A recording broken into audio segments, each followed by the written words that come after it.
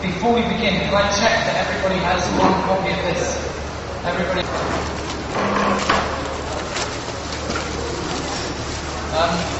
Welcome. Can I have your attention, please?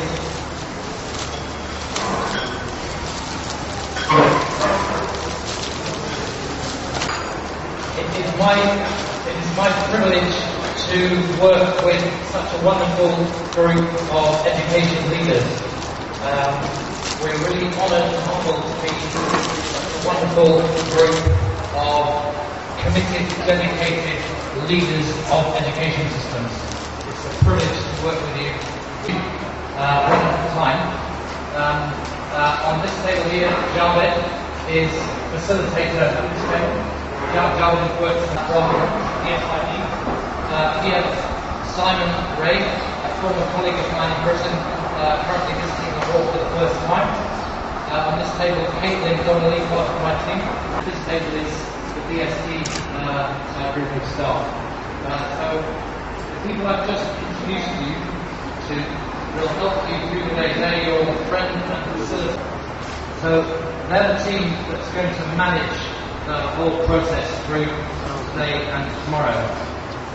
I want to begin though with a to imagine your country, Pakistan, in 20 or 30 years.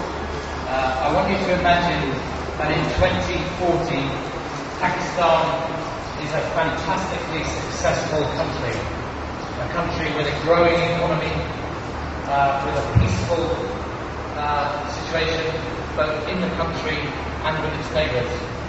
I want you to imagine that all around the world, leaders of other countries look at Pakistan to learn how to be successful. I want you to imagine that Pakistan is a contributor to a successful global economy and a successful global society, where the original vision of Pakistan set out by the founder of this country of living in peace internally and with the neighbours is fulfilled. I can imagine that. I think you can imagine that. I think that is why you work so hard every day to improve the education system in the districts where you work. And when we think about that vision in 2040, it's only possible if the education system in Punjab and the other provinces of Pakistan becomes successful. Education of the generation in your schools is going to be fundamental to the future of Pakistan. It's the most important thing about the future of Pakistan. You know, because you've studied the history of Pakistan, you know that your founder, right at the beginning in August 1947, when he talked about the independent Islamic Republic of Pakistan on that very first day, you know he talked about education being fundamental to the future of this country. And our job collectively, your job in Punjab, is to fulfill the dream of the founder. We can together take all the thinking in this room and turn it into a systematic, effective education system, then the chances of Pakistan being successful in 2040 are much greater. I know, because I've talked to many of you, I've talked to the people in DSD and to your secondary schools, Mr. Campbell, I know how hard you work. I know you work tirelessly every day in your districts to improve the quality of education. And I know that there are many challenges. What we want to do is make sure that the work that you do is effective, that the work that you do turns into results for the children in your schools, in your districts. So we want to help you be more effective, not work longer hours, but make sure that the work you do improves the quality of the education. I've been very privileged in the last few months to get to know the Chief Minister, Shahbaz Sharif. I know he is very committed to education. I know that is his top priority. And tomorrow he will be here talking to you, and you will hear him tell you that it's his top priority. I also know that the head of the civil service, the Chief Secretary, believes that education is important. I know he is very committed to the work that you do.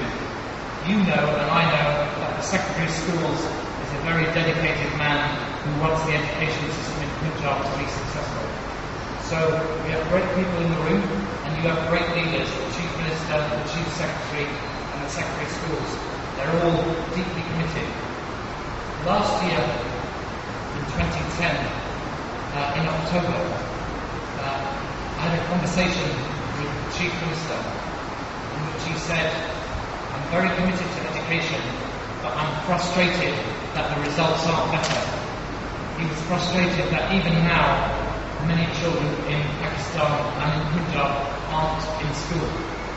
He's frustrated that in some of the schools, and you know this from your day-to-day work, the teachers don't arrive to teach the children. He was frustrated that even the children that do come to school, and even where there is a teacher doesn't have a textbook with the 2006 national curriculum. The teacher doesn't have a teacher guide. So in that meeting in October, he explained his commitment, but he also expressed his frustration that we weren't collectively making more progress faster. So he asked me to work with my team.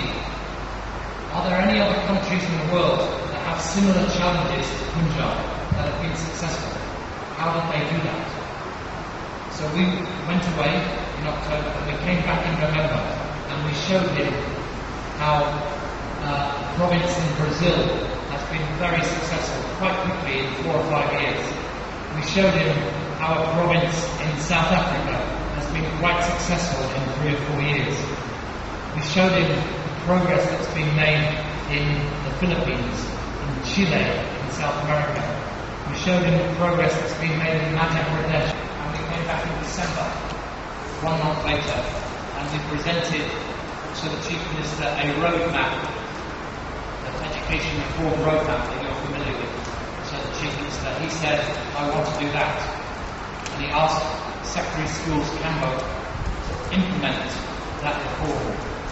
You know, because you know better than me the issue of Pakistan, you know there have been many plans in Pakistan's history, going right back to the 1950s, saying we will have universal education, but you also know that those plans have not been implemented. You know that the biggest challenge in Pakistan is not writing a new plan or a new roadmap, it's implementing the roadmap so it really makes a difference in every school, for every child, for every family, for every teacher. So when the Chief Minister adopted the roadmap in December, I said with my team, with Secretary of Schools Campbell, with the Chief Secretary, every month we would check implementation.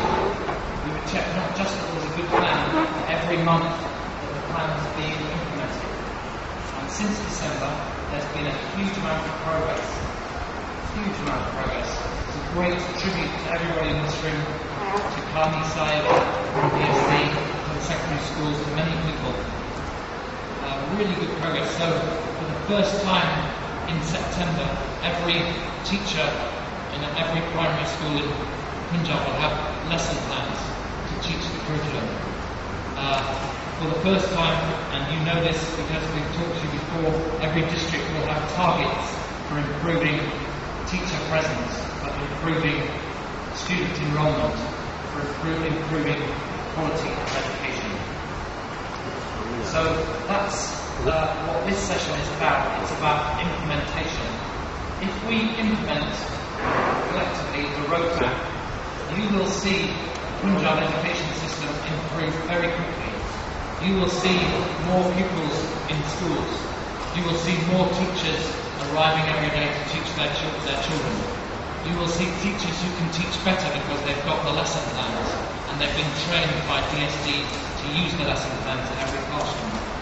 So by implementing the roadmap, we will make sure that the hard work that you do every day has more impact, makes more difference to every child, to every family, and to the province of Punjab.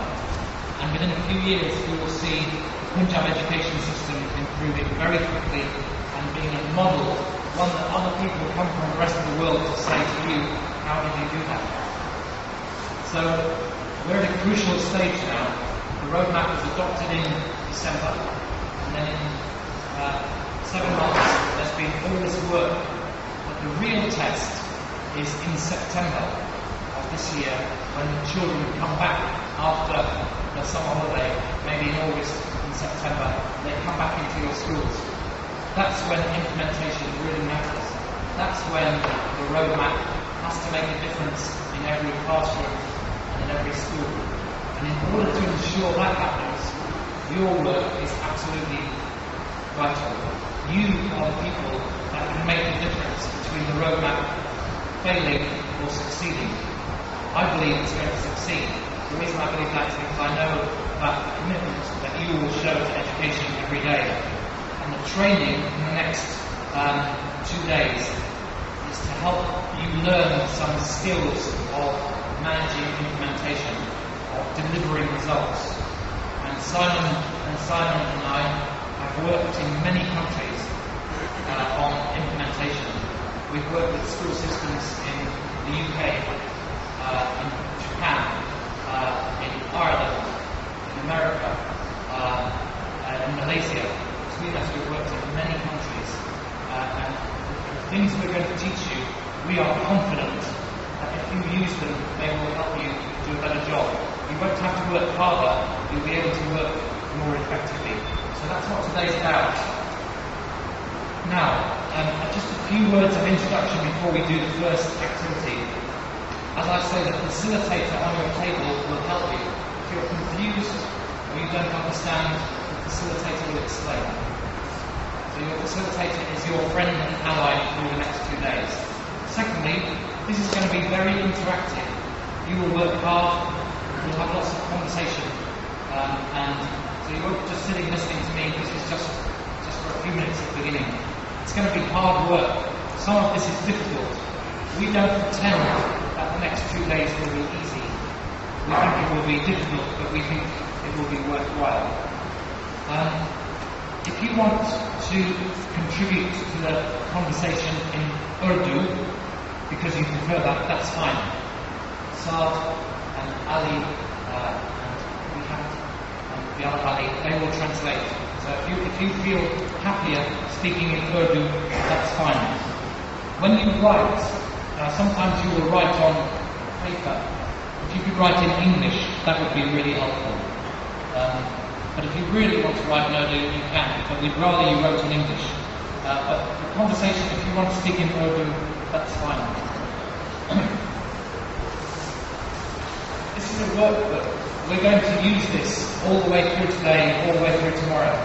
We will refer you to the right pages. And you will find that this is